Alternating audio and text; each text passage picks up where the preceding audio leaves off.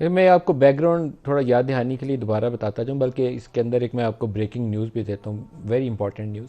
پہلے تو جب نیشنل سیکورٹی کمیٹی کی میٹنگ عمران خان نے ایز پرائم منسٹر بلائی، تو اس وقت تک اس بات کو تقریباً کم و بیش 22-23 روز گزر چکے تھے، اور اس میٹنگ کے اندر ان کو کلیئرلی بتایا گیا کہ آئی ایس آئی کی تحقیقات کے نتیجے میں کوئی فورن رجیم چینج کانسپریسی وہ اسٹیبلش نہیں ہوئی۔ تو جس چیز کے اوپر کہا گیا کہ ڈیمارچ کرتے ہیں، وہ نان ڈپلومیٹک لینگویج تھی، جس کے اوپر کہا گیا کہ سفارتی آداب کے منافی ہے، اس کے اوپر ڈیمارچ کرتے ہیں۔ لیکن یہ چیز بتائی گئی کلیئرلی کہ کوئی اس کے اندر فورن رجیم چینج کانسپریسی نہیں ہے۔ پھر جب بالکل نو کانفیڈنس والا کام قریب آ گیا، تو دوبارہ اپروچ کیا گیا آرمی چیف کو بھی، اور شاید ڈی جی آئی کو بھی اپروچ کیا گیا، اور ایک بہت ہائی لیول میٹنگ تھی جس کے اندر آرمی چیف بھی تھے، D G I S I بھی تھے، اور پی ڈی ایم کی جانب سے جو میری اطلاع ہے شہباز شریف اور زرداری صاحب اس میٹنگ میں موجود تھے، اور عمران خان کا پیغام دیا گیا، اور یہ 5 گھنٹے تک ملاقات جاری، 5 گھنٹے تک ملاقات جاری رہی۔ اور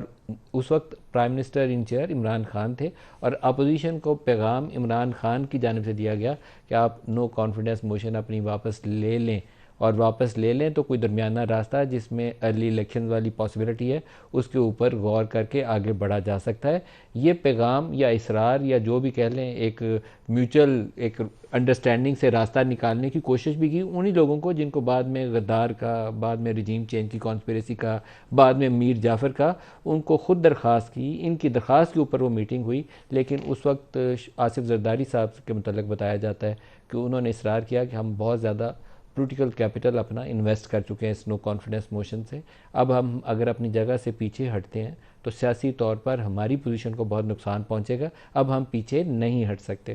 دوسرا، میں آپ کو کچھ وہ بیانات سنانا چاہتا ہوں جو کل میں نے اپنی ایک ایکسپیکٹیشن کا صرف اظہار کیا تھا کہ پاکستان تحریک انصاف کی سینئر لیڈرشپ جو ہے وہ شہباز گل کے بیانات کو ڈیفینڈ کرنے سامنے نہیں آئے گی۔ وہ ان میں سے مطلب اب عمران خان کو کوشش کرنی پڑے گی کہ کون آئے گا جو اس بیان کے اوپر یہ پوزیشن اختیار کرے کہ یہ بیان درست ہے۔ کوئی ایک بھی سامنے نہیں آیا بشمول عمران خان۔ عمران نے باتیں کی کہ ان کو موقع ملنا چاہیے تھا، صفائی کا ایسے کرنا چاہیے تھا، نوٹس دینا چاہیے تھا، لیکن there is not a single person جو شہباز گل کے اس کے بیان کو ڈیفینڈ کرنے کے لیے سامنے آیا ہو۔ ہم نے پاکستان تحریک انصاف کے 3-4 سرکردہ لیڈرز اور پرویز الہی کے بیانات کو اکٹھا کر کے ایک پیکج بنایا، تو آپ کو ریفلیکشن نظر آئے گی کہ وہ کتنی مضبوط پوزیشن لے رہے ہیں کہ الفاظ کا چناؤ نہیں تھا، معافی تلافی کر لیں، اس سے زیادہ آگے بات نہیں بڑھتی، دیکھیے گا۔ کچھ ان سے جملے ایسے